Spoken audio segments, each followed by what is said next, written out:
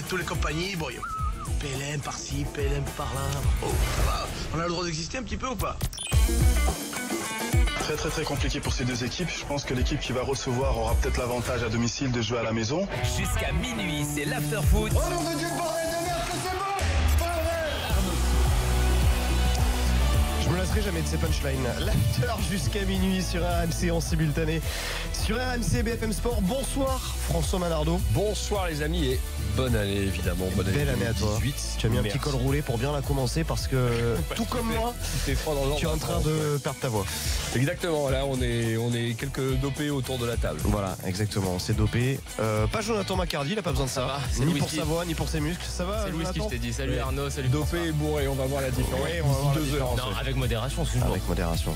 Et d'ailleurs, je salue les vendeurs de la maison du whisky, qui sont des grands auditeurs. des caisses de bouteilles gratuites. Non, qui m'ont demandé de leur faire qui sont des auditeurs de l'émission et un très grand supporter d'Amiens. Et en fait les mecs qui connaissent rien au foot, ils lui ont juste trouvé une caisse de whisky s'il est cité dans l'émission. Non, pas du mais tout, c'est ils ont bien pas joué, besoin de bien moi, joué. je crois. Moi C'est je le plus beau magasin de whisky au monde. piscine parce que j'en connais, ils vont m'en construire une chez moi dans pas longtemps. Non, je déconne. Évidemment, à consommer avec modération, Bien sûr. messieurs. Au programme de la soirée, vos avis tranchés. On parlera notamment de Kostas Mitroglou tout à l'heure, attaquant de plus en plus controversé à l'Olympique de Marseille. 32-16 et hashtag RMC Live. Les infos du jour également au menu. Que s'est-il passé sur la planète Mercato? On va en parler. Et puis la deuxième heure, Chérif Guémour sera avec nous, lui qui a écrit un livre sur les 100 ans de la Coupe de France. Les 100 ans, c'était l'édition 2016-2017. Mais enfin bon, la vieille dame, elle n'a pas finalement pris tant d'âge que ça. On parlera avec lui de la Coupe 2018, les 32e de finale qui se déroulent ce week-end. Il marque, vous le savez, les entrées en liste des clubs de Ligue 1. Juste avant le Mercato Show, on va faire un petit point sur nos directs du soir, messieurs. Je sais pas par quoi commencer, la 20e journée de Serie A. Peut-être Fiorentina, Inter, Milan, c'est sous les yeux de Benji Ramagé. Salut Benji. Salut Arnaud, salut l'after. Salut Benji. Salut Benji. Toujours 0-0 après 54 minutes de jeu entre la Fiorentina et l'Inter. Un match un petit peu particulier, hein. Ça joue bien mais pas beaucoup d'occasions franches, avec notamment deux Français dont on parle rarement mais qui font de très bonnes prestations tous les deux ce soir. C'est Jordan Verretou et Cyril Terreo. 0-0 entre la Fiorentina et l'Inter. Et puis la FA Cup, le troisième tour, 1-0 pour Liverpool face à Everton dans le derby de la Mersey après 50 minutes de jeu. Le buteur James Milner sur penalty à la 35e. Merci Benji, évidemment t'interviens dès qu'il se passe quelque chose. Messieurs, les infos Mercato du jour. Et d'abord une info qui va forcément vous intéresser, j'en suis sûr. Je dis pas que les autres vous intéresseront pas, mais celle-là plus que les autres. Oui. Patrice Evra qui aurait peut-être trouvé en Turquie de quoi rebondir. Il est en discussion visiblement avec Galatasaray. C'est son ancien coéquipier Bafé Gomis qui ferait le forcing justement pour C'est un club d'arts l'attirer. martiaux Galatasaray. Pardon? C'est un club d'arts martiaux Galatasaray. Oh non, parce que comme on expliquait le soir de l'incident, son coup de pied était techniquement très sale et mal placé. T'as trouvé? Ah, c'était la preuve, il est obligé de se tenir sur Rolando au moment de l'envoyer, sinon il se Non, casse c'est la gueule. Rolando qui le tient. C'est Il Rolando est- qui le ouais, tient. mais il prend appui sur lui, le bassin mal engagé, la main pas assez haute. En cas de conce, non, il voit définitivement, c'est pas un combattant de MMA. Patrice Evra et la Turquie, pourquoi pas. Mais bon, Galatasaray. Ouais, il va avoir des supporters chauds. Ouais, il va va lui avoir faire des plaisir. supporters chauds. Non, mais c'est bon. Après, on sait qu'il est Il va très. filer des shawarma Très ami. au char j'avais oublié ça. On sait qu'il est très ami avec Bafétimi Gomis, Patrice Evra, et c'est vrai que Gomis visiblement veut le faire, fait tout pour qu'il vienne le rejoindre à Galatasaray. C'est pas un petit peu étonnant de la part d'un club tout simplement d'avoir envie de faire venir ce gars qui a 36 ans sur qui est- Pat Evra, évidemment, je le chanvre un peu parce que je l'ai connu et que je l'aime bien au demeurant. Je le connais différemment, on va dire, du grand public, mais la dernière fois que je me suis entretenu avec lui, il était encore à la Juve, c'était la saison passée, à l'occasion d'un match de Ligue des Champions à Séville, et il me confiait son envie de devenir entraîneur. Et je pense qu'il n'a pas encore compris que sa carrière de joueur, elle est vraiment maintenant derrière lui. Ouais. Et que voilà, Pat, si tu veux devenir coach et enfin passer tes diplômes, il veut le faire en Angleterre, mais vas-y quoi, fonce, va dans cette direction, parce que le match de trop, le club de trop, au bout d'un moment, c'est pas pathétique, mais on s'en approche. En tout cas, c'est un sacré kiffeur, hein, parce qu'il a essayé de se faire placer à Boca.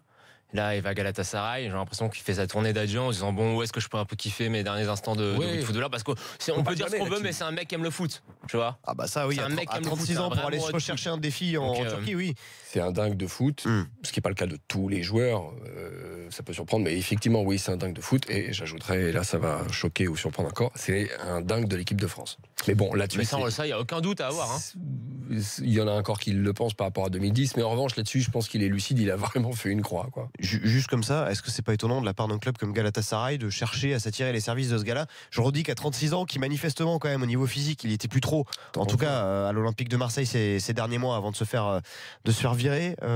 C'est pas fait. Attendons de voir si Galatasaray s'engage vraiment avec. Il y a d'autres clubs turcs. Il y a d'autres clubs turcs qui visiblement seraient sur lui, des clubs émiratifs. Enfin, il va retrouver quoi qu'il arrive. Mais bon, c'était pas forcément la recrue que j'aurais imaginé comme. Les Émiratis peuvent recruter dans le troisième âge footballeur. Non, mais bon, après que si c'est Galatasaray ou Beşiktaş, tu vois, c'est pas tout à fait pareil. Sa femme. Ah, c'est une belle. C'est une grosse perte pour la France. Ouais, peut-être, je sais pas, mais ça n'a pas été une grosse perte pour Nice. À part, même pas en salaire, au contraire, Nice va y gagner. Vous savez quoi, avant de continuer à développer ces infos mercato, on va aller retrouver Benji, parce qu'il y a un but entre la Fiorentina et l'Inter, Benji.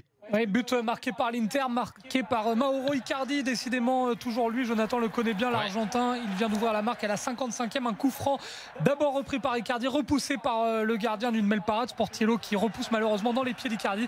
Et ça fait 1-0 pour l'Inter sur la pelouse de la Fio après 58 minutes de jeu, toujours 1-0 également pour Liverpool face à Everton après 55 minutes. 18e but, je crois. Ok, Benji. 18e but, il me semble. C'est au Real. En 19 ou 20 matchs.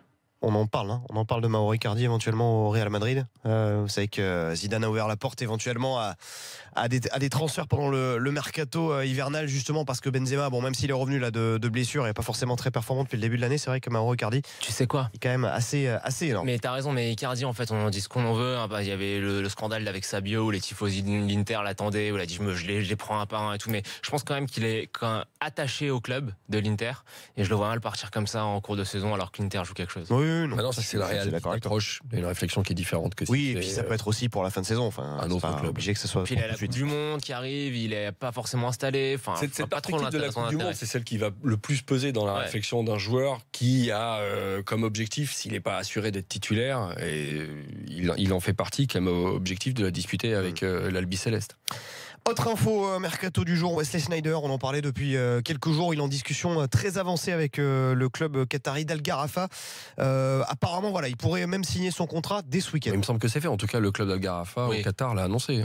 Oui, non, mais voilà, bon, c'est pas encore fait. Il doit signer dans le week-end.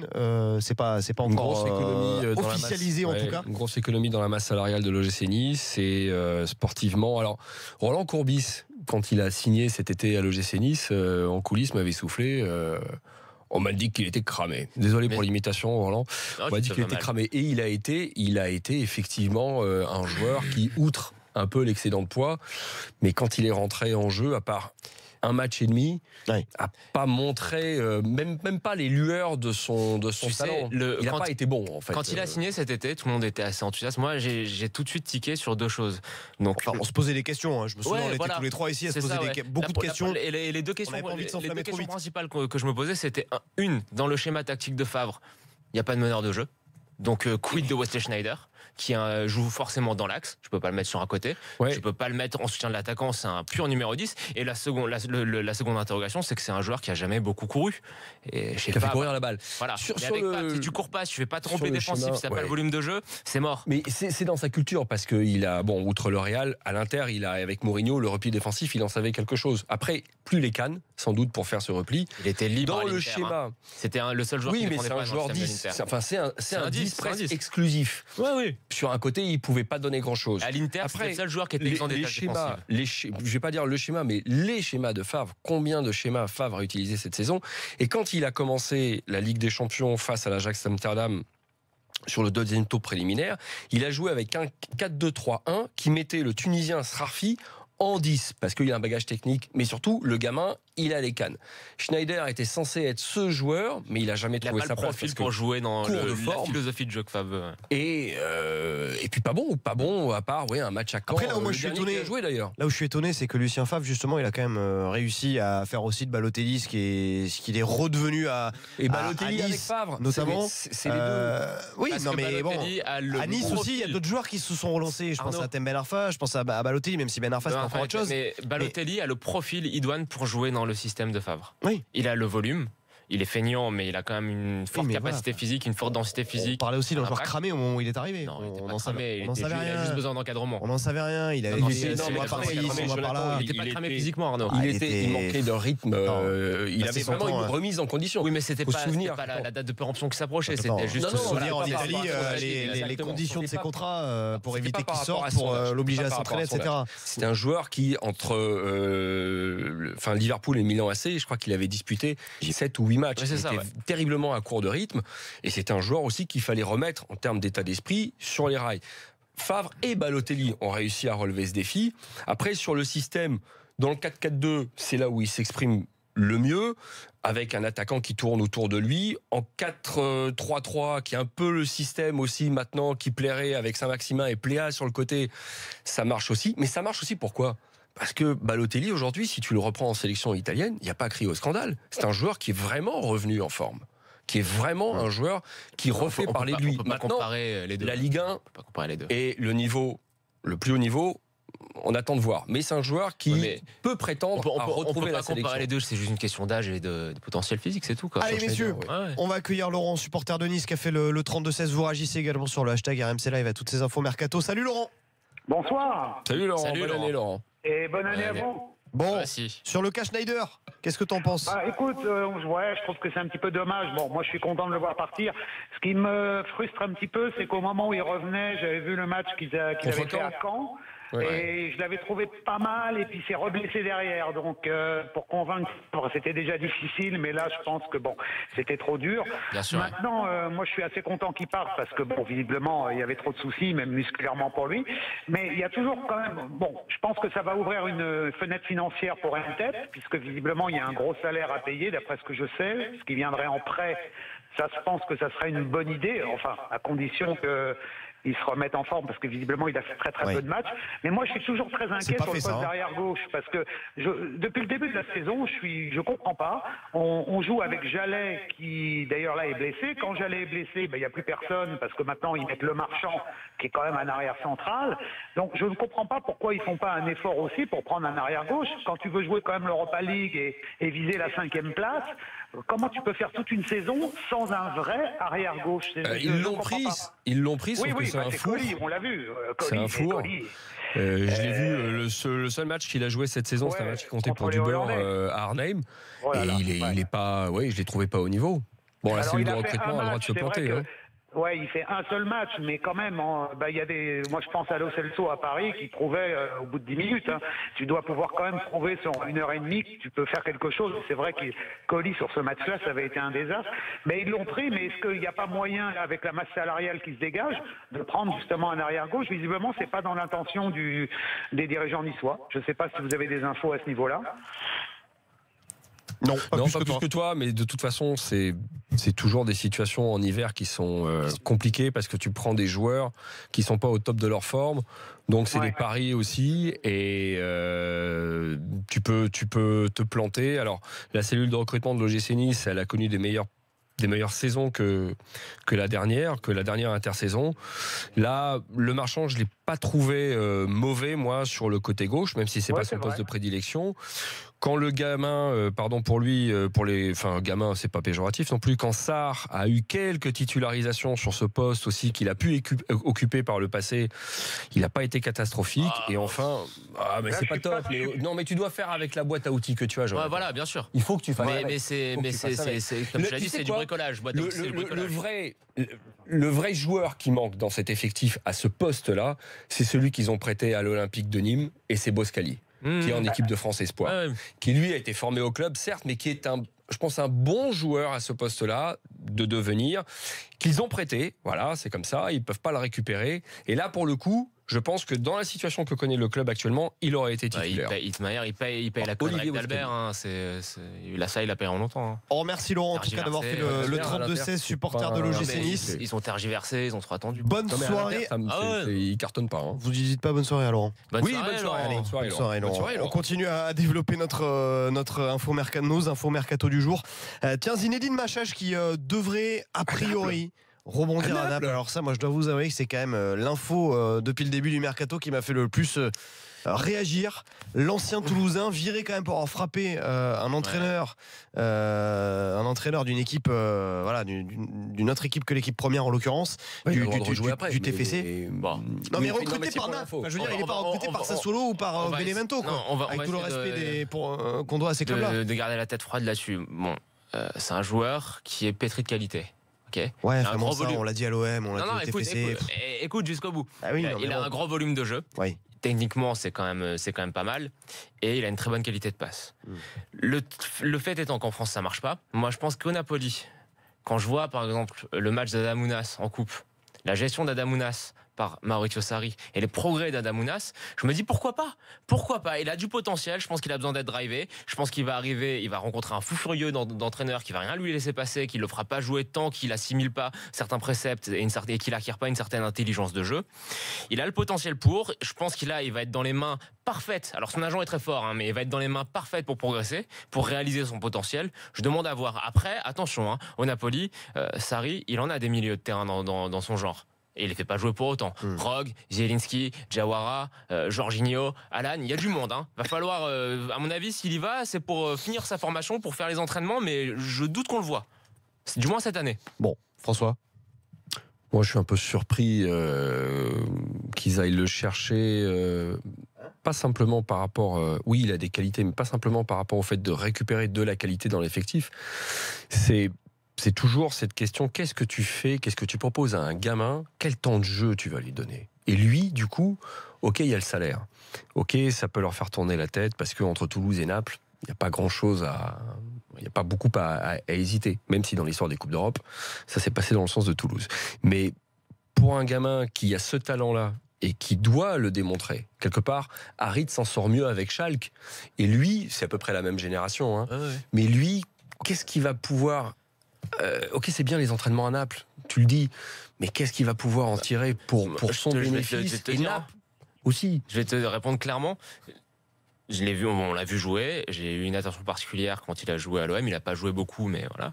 Je pense que c'est un joueur, ça pue le joueur qui n'a pas vraiment fini sa formation. Et je pense que, ok, son choix est intelligent dans le sens où il va côtoyer ce qui se fait de mieux en Europe avec Guardiola comme entraîneur. Mais il jouera pas. Il jouera pas. Mais Ounas, il joue. Là, il joue des bouts de match. Mais tu vois les progrès qu'il a fait, c'est pas le même joueur, c'est plus le même. On enchaîne, messieurs, avec Jérémy Ménez qui, lui, va rejoindre a priori le Mexique. Je vous coupe la chic parce que vous dépassez largement les temps de parole autorisés. Ça va, me fait pas la tête. Si c'est que la chic, ça va. Jérémy Ménez va rejoindre le Mexique. L'América de Mexico, a priori, est tombé d'accord avec Antalya Sport en Turquie, voilà, pour le faire venir.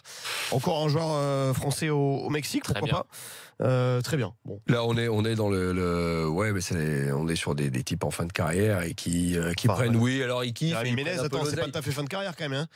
Il a 30 ans, Jérémy Ménez. Non, mais fin de carrière, tu me comprends. C'est-à-dire que c'est un joueur. J'ai l'impression qu'on assiste à aux dernières flammes, quoi. Alors c'est pas dit qu'il aille là-bas et qu'il soit titulaire parce qu'il y a quand même de la qualité dans l'effectif. C'est le club qui a le plus beau maillot au monde, je trouve. Mais surtout, là, c'est personnel. Oui, vas-y. Non, il est super beau leur maillot, mais surtout, le rouge et blanc. Il va dans un les bleus avec enfin noir ou bleu très foncé avec des motifs rouge et bleu.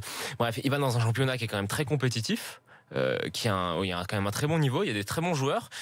Courage à lui pour se faire sa place. Et puis voilà, l'aventure extraordinaire qu'est en train de vivre André Pierre Gignac, si ça peut en inspirer d'autres, moi je trouve ça intéressant à voir. Et puis les salaires sont pas dégueulasses aussi là-bas. Pas du tout. Là on parle on parle pas de salaire d'ailleurs, mais on parle déjà d'une indemnité de transfert de 800 000 € versée. Donc ça veut dire qu'il y a aussi un petit peu d'argent pour la verser à Antalya Sport. C'est pas le championnat mexicain que je critique, hein, moi. C'est par rapport à ce parcours maintenant. Ça marche pas en Turquie, dans un club, un second couteau du championnat turc. Je me rattrape avec un championnat que je pense un peu plus relevé que le championnat turc, un peu plus relevé. Moi, c'est le choix du club. Le choix de Jérémy Ménez, ouais, j'ai l'impression que c'est le choix d'un Il va joueur qui il va va prendre kiffer, un peu d'oseille, et c'est normal après tout. Il va prendre des sous, il va kiffer. Tiens, en Ligue 1, messieurs, à Angers, on refuse 14 millions d'euros pour céder Karl Toko et Cambi. 9 buts cette saison en Ligue 1. C'est pas beaucoup, c'est pas beaucoup. C'est qui l'offre Alors on n'a pas l'information sur qui a fait cette offre, mais en tout cas le club confirme avoir refusé une offre de 14 millions d'euros pour ce joueur. En même temps, ils ont besoin de le garder aussi parce que Angers, ça va pas très bien. Et puis il en plante encore 5-6 d'ici la fin de la saison. Ils sont bien capables de trouver un club à 20-25 millions en première ligue. Non, ils ont raison. Et puis c'est pas le moment pour eux de vendre. S'il y a un club comme Angers, si Saïd Chaban s'autorise à refuser 14 millions d'euros, c'est qu'il sait que la valeur de son joueur, dans 6 mois, il pourra sinon la multiplier par 2, mais effectivement la valeur sera pas des 20-21. Sauf si Angers est en Ligue 2, auquel cas ils seront obligés de vendre et peut-être ils pourront pas se permettre de faire non plus trop monter les enchères. Ross Barkley vers Chelsea, c'est quasiment fait pour le milieu offensif d'Everton. Tu dis, cet été ils ont proposé 27, Everton refuse. Ils en proposent 37. Everton accepte, mais Ross Barkley veut pas parce qu'il dit qu'il préfère attendre janvier parce qu'il est blessé. Et au final, Everton se fait carotter et il part à 17. Bon. 20 millions de perdus. Voilà. Bon, à l'échelle de la PL, ça ressemble quand même à une très bonne affaire pour Chelsea, de plusieurs points de vue, du coup, point de vue financier. Oui. Voilà. Et, s'il n'est pas blessé. Parce que c'est quand même un joueur un peu fragile. Tiens, dernière info mercato du jour. Carlos Tevez vers Boca Juniors. Il sera en passe de trouver un accord avec son ancien club. C'est fait. Voilà, il est arrivé au camp d'entraînement aujourd'hui. Alors, ça n'a pas encore été officialisé. Mais j'ai vu les images. Il est arrivé. Oui, mais tu sais, on peut pas annoncer que c'est fait tant que c'est pas signé. Ça n'a pas été officialisé. En Chine, c'était le mieux payé, mais il a fait une dépression nerveuse, tout simplement. Il était avec sa famille. Il était sa famille en Argentine. 32 millions annuels, c'est le joueur de foot le mieux payé au monde. 40. Mais il avait dit, je crois. Non, lui, il était le mieux payé, ouais. Mais il a fait une dépression nerveuse, c'est tout bête. Tout bêtement, il a fait une dépression. Il supportait plus d'être là-bas, et il a pris un peu, il s'est fait un peu raquer, et puis il a décidé de revenir. Mais bon, quand il est parti, ça puait que ça allait durer 6, 7, 8 mois maximum et qu'il reviendrait. Ça, c'était déjà à demi-mois annoncé par le président de Boca. Non, il a fait même pas un an. Même pas un an là-bas. En Chine je crois pas qu'il ait fait un an. Si, un petit peu plus. Non, les gars, regardez bien. Écoute, je vais vérifier ça dans un instant. Non, il a fait un an, a tout cassé. Oui, non, mais pas beaucoup plus. Mais l'équipe de Boca, là, c'est quelque chose. L'effectif qui se font, avec Mas, Buffarini et Tevez en recrue, ça a quand même de la gueule. Bon, je suis en train d'essayer de vérifier combien de temps a passé Carlos Tevez. Écoute, oui, non, mais t'as raison. Il a joué 11 matchs. 11 matchs pour 2 buts marqués. Un an. Un an tout rond, même pas, ça n'a pas duré longtemps, c'était ce qui était prévu, il a été pour raquer, mais une année à 32 millions d'euros. Il pensait faire 2 ans à la base et revenir après, mais c'était un feuilleton. Allez, rapidement, 2-3 infos supplémentaires. On réclame toujours la démission de Jocelyn Gourvenec qui a été conforté par sa direction, l'entraîneur de Bordeaux. Pourtant, les Ultramarines, ils réclament sa démission. C'est vrai que c'est aussi ses choix sur le terrain qui sont pas forcément appréciés par les supporters. Il y a pas mal de critiques faites notamment à l'encontre du choix d'avoir fait reculer Toulalan sur le terrain. On attend aussi beaucoup du mercato, même si Swahilo Maïté est déjà arrivé du côté de Bordeaux, mais c'est vrai qu'il y a beaucoup de défiance. Ali Benarbia a eu un infarctus de Rio. Pardon? Comment ça? Que Maïté aurait le numéro 10. Non, mais je n'en sais rien, je suppose. C'est horrible. Moi, je pense que c'est le manager auquel je crois dans ce club, ouais. Même si depuis qu'ils en ont pris 6 à Paris, c'est la dégringolade. Je pense qu'il a les clés avec ses joueurs pour se remettre dans le bon sens. Il faut le faire vite, c'est sûr. Je pense que je pense encore que c'est l'homme de la situation dans ce club-là, avec cette gestion-là.